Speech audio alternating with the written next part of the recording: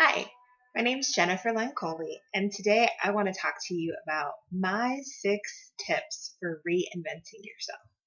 But before I do, I want to lay the foundation because the most important factor in reinventing yourself is trusting yourself. And I know for some of you that may be really hard to do. Maybe you feel like you've made poor choices in the past and you're not quite sure what you should trust or not trust. But here's the deal: you have all of your own answers inside of you. And whether you think your past choices are seemingly good or seemingly bad, it's all just a matter of perspective. And every single thing that comes into your life is there for a reason. It serves a purpose and it's there to support your highest good. So if you choose to look at it from a perspective or an attitude of gratitude, as opposed to, oh, I made this bad decision, I'm not really sure if I should trust my judgment, you're going to create a lot more success for yourself. So just throw that whole judgment thing out the door. There's no good, there's no bad, there's no right, there's no wrong.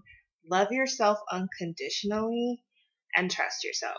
That is the foundation of everything. And these 6 keys or 6 tips really were what helped me to successfully navigate through my divorce, which was just finalized a couple weeks ago. Woohoo! So exciting. And some things that I will keep in place for the rest of my life, really to continue to grow and evolve and move and change. Because if you're not growing, you're dying, and that's boring, and who wants to do that? So we're in this constant process of evolving and changing in life. So here we go. Tip number 1 is decide that you are done settling. And when you're done settling,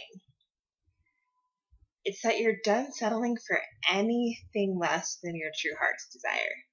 So if it's not something you really, really want, it's something that your brother wants, your sister wants, your mom wants, your friend wants, all these voices from all these different places, all these people trying to tell you what you should do, throw it out the door. Decide what you want for yourself, what feels right to you in your gut and in your heart, and don't settle for anything less.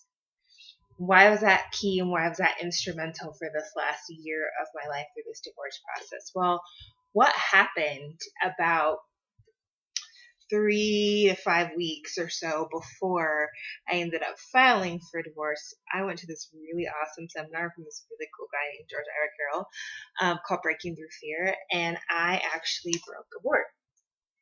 And on this board, what it says is, I'm done settling. And little did I know going through that process, all the events that were to come. And I'm still constantly evolving and looking at things and deciding, am I settling? Is this really what I want in my heart? Is this really what I want to go after? And so getting into that place where you're done settling, like the universe will respond. Things will come into your life, opportunities, people, situations, circumstances. I mean, if I could share my whole life story, I don't want to keep this video brief, so I'm not going to do that. But even just all the series of events that happened in the last year, I mean, in normal human comprehension, no way the things that I manifested into my life. But the universe responded because I sent a very clear message. I'm done settling for anything less than my true heart's desire. So decide that you're done settling. Okay, so tip number 2. Meditate daily. I don't care if it's for 5 minutes, if it's for 10 minutes, if it's for an hour, if you're on the toilet, if you're listening to music in the room, if you go to a formal studio and meditate. I don't care how you do it. I don't care what method you use. Just do it. Get your thoughts and your mind quiet enough to get into that place and space where you can learn to trust yourself some more. Learn to trust the inner voice and your intuition, and just receive whatever inspiration that you need so that you can choose and act on those things that are going to lead you closer to whatever your true heart's desire is. Okay, meditation is key, key, key, key, key, key, key. If I miss a day, I notice a difference. So just don't miss a day. Meditate every day. Number 3, feed your mind with positive information. Read 10 pages of a good book every day, at least.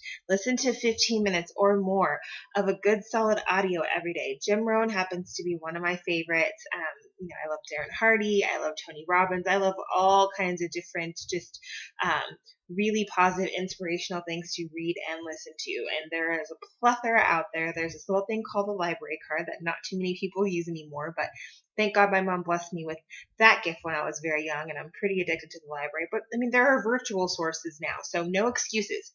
10 pages of a good book, 15 minutes of audio, daily, no exception. Feed your mind. It's like soil. You have got to weed out all that past garbage, past crap, all the lies that are sitting in your subconscious mind that are running you, that are not in alignment with your true heart's desire. And start replacing some of that with really, really positive, uplifting messages. Okay? Tip number 4. Laugh.